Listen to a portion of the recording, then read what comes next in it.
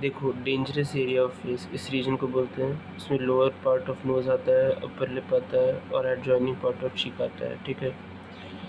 इसमें कुछ टर्म्स है जैसे कि सेप्टिक एम्बोलाई। सेप्टिक एम्बोलाई का मतलब है, सेप्टिक मतलब इन्फेक्शियस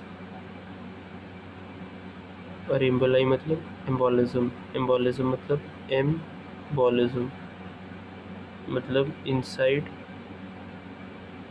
थ्रो, कुछ भी अंदर थ्रो कर दिया गया और वो जाके स्टक हो गया, तो उसको एम्बोलिज्म बोलते हैं। और रेट्रोग्रेड डायरेक्शन में मूवमेंट होता है, रेट्रोग्रेड मूवमेंट नहीं रेट्रोग्रेड डायरेक्शन, क्योंकि फेशियल वेन उसकी जगह पर आप लिख सकते हो डीप फेशियल वेन, वो ज़्यादा इंपॉर्टेंट है। तो होता क्या है कि ये जो अपर ये सब जो पार्ट्स हैं इनसे इन्फेक्शन जो है या फिर सेप्टिक एम्बोलाई इन्फेक्शन जो है स्प्रेड कर जाता है कहाँ तक, कैवर्नस साइनस तक पहुँच जाता है। किसके थ्रू? तो इनके थ्रू, इन तीनों चीज़ों के थ्रू अंदर सेप्टिक एम्बोलाई जो है ट्रैवल कर जाता है कैवर्नस साइनस तक, और अगर ट्रैवल कर गया तो ये प्रॉब्लम्स हो सकते हैं, मेनिंजाइटिस हो सकता है और कैवर्नस साइनस थ्रोम्बोसिस हो सकता है।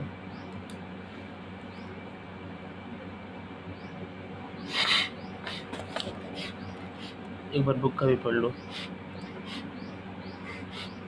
The facial vein and its communications are devoid of walls.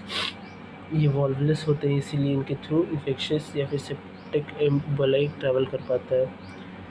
Because facial veins rest directly on the muscles of facial expression, movement of these muscles may facilitate the spread of septic emboli from infected area of the lower part of nose, upper lip and adjoining part of cheek in retrograde direction. तो देखो अगर होता क्या है कि वाल्वलेस होते हैं और इनके जो मसल्स इन एरियाज़ के मसल्स से डायरेक्टली सटे हुए रहते हैं। Because facial vein जो है specifically rests directly on the muscles of facial expression. तो spread of septic emboli from the infected area of, ये अगर एरिया इन्फेक्ट हो गया तो सेप्टिक एम्बोलाई ट्रैवल करेगा, क्योंकि मसल से एडजॉइनिंग होता है, ये मसल्स ऑफ फेशियल एक्सप्रेशन से एडजॉइनिंग होता है ये फेशियल वेन, और ट्रैवल करके कहाँ जाएगा?